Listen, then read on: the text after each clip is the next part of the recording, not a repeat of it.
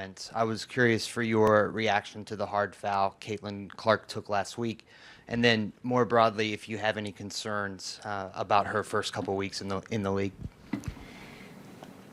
I'll leave the specific question about the foul to my colleague, Commissioner Engelbert. I mean, other than as a fan, obviously, it's nothing new in basketball that there's sort of welcome to the league moments, especially for heralded rookies. But of course, I want to see Caitlin treated fairly and appropriately in the league. I would say, seems like she can take care of herself. She's a tough player.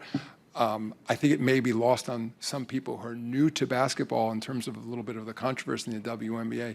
What an incredible talent she is, 2 Final Fours, leading scorer, history of college basketball. So I look forward to watching her ongoing development in the league. I think ultimately this is very healthy for women's basketball in the WNBA. It's generating tremendous additional interest. In fairness to the other players and in fairness to Commissioner Engelbert, this didn't just start this year.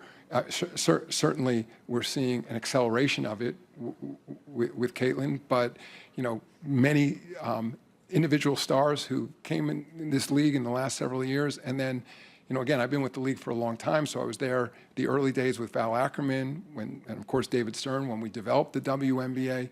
And in some ways, to me, this was a long time coming. If you went back and looked at our original business plan from 28 years ago, we didn't think it would be such a long timeline to kind of break into the sort of popularity we're seeing now.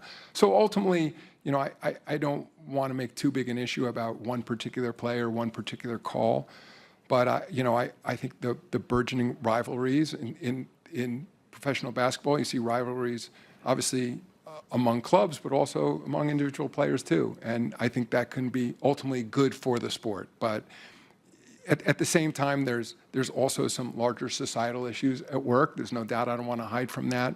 Some having to do with race, and they're very apparent.